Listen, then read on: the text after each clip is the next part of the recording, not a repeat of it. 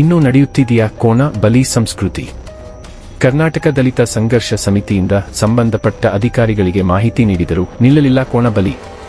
Police ಅಧಿಕಾರಿಗಳ ಎದುರಲ್ಲೇ ಕೋಣ ಬಲಿ ನಡೆದಿದೆ. ದಲಿತ ಮುಖಂಡ ಮಾಳಪ್ಪ ಕಿರದಲ್ಲಿ ಆರೋಪ.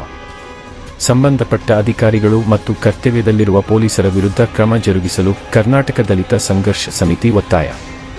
ಈ ಘಟನೆ ನಡೆದಿರುವುದು ಯಾದಗಿರಿ ಜಿಲ್ಲೆಯ ಪರಸಳ್ಳಿ ಗ್ರಾಮದಲ್ಲಿ ನಡೆದಿದೆ. ಅಧಿಕಾರಿಗಳಿಗೆ ಪೂರ್ವವಾಗಿ ಮನವಿ ಸಲ್ಲಿಸಿದರೂ ಕ್ರಮ ಕೈಗೊಂಡಿಲ್ಲ ಎಂದು ಕಿರದಲ್ಲಿ ಆರೋಪಿಸಿದರು.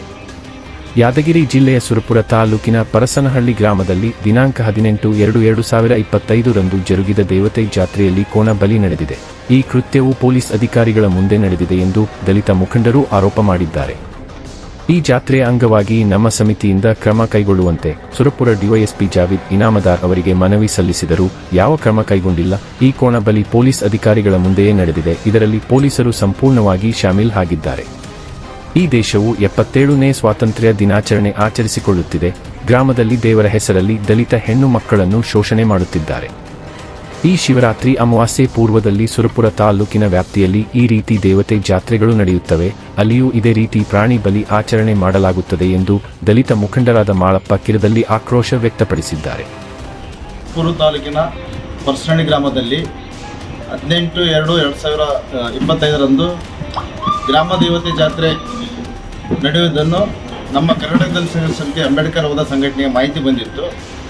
ಅದರಂತೆ ದಿನಾಂಕ 11/2/2025 ಮತ್ತು 14/2/2025, 15/2/2025 ರಂದು ಮಾನ್ಯ ಆಮೇಲೆ ಡಿವೈಸ್ ಸಾಹೇಬರಿಗೂ, ಹುಣಸಿಗೆ ಸರ್ಕಲ್ ಇನ್ಸ್ಪೆಕ್ಟರ್ಗೂ ಮತ್ತು ಕೆಂಬಾವಿ PSI ಅವರಿಗೂ ಮತ್ತು ತಹಸೀಲ್ದಾರ್ ಸಾಹೇಬರಿಗೂ ನಾವು ಮನವಿ ಪತ್ರ ಕೊಟ್ಟಿದ್ದೀವಿ. ನಮ್ಮ ಸಂಘಟನೆಯಿಂದ ಅಲ್ಲಿ ಒಂದು ಕುರಿಕೋಣ ಬಲಿ ಆಗುತ್ತದೆ. ಆ ಕುರಿಕೋಣ ಬಲಿಗಳನ್ನು ತಡಿಬೇಕು. ಆಮೇಲೆ ಅಲ್ಲಿ ದಲಿತ ಮಹಿಳೆಯರಿಗೆ ಅರಬೆತ್ತಲೆ ಮೆರವಣಿಗೆ ಮತ್ತು ಕುಂಕುಮ ತಾಳಿ ತೆಗೆದು ಅನಿಷ್ಟ ಪದ್ಧತಿ ಇರ್ತಂತ ಒಂದು ಮನವಿ ಕೊಟ್ಟಿದ್ದೀವಿ.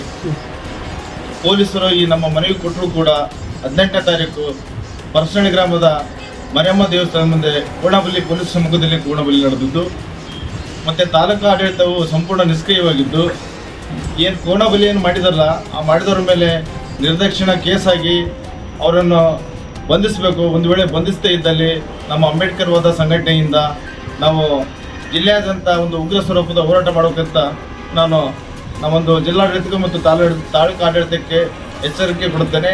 ಅದರಂತೆ ಅಲ್ಲೇನು 18/2/2025 ಜಾತ್ರೆಯಲ್ಲಿ ಏನು ಬಂದೋಬಸ್ತಿಗೆ ನಿಯೋಜನೆ ಆಗಿದ್ದಂಥ ಪೊಲೀಸ್ ಸಿಬ್ಬಂದಿಗಳು ಏನು ನಿರ್ಲಕ್ಷ್ಯ ಮಾಡ್ಯಾರ, ಆ ಎಲ್ಲ ಸಿಬ್ಬಂದಿಗಳ ಮೇಲೆ ಅಮಾನತು ಮಾಡಿ ಅವ್ರ ಮೇಲೆ ಮಾನ್ಯ ಪೊಲೀಸ್ ವರಿಷ್ಠಾಧಿಕಾರಿಗಳು ಶಿಸ್ತಿನ ಕ್ರಮ ತೆಗೆದುಕೊಂಡು ನಾನು ಪೊಲೀಸ್ ವರಿಷ್ಠಾಧಿಕಾರಿಗಳು ಕೂಡ ನಾನು ಒತ್ತಾಯ ಮಾಡುತ್ತೇನೆ. ನಿಮ್ಮ ಹೆಸರು?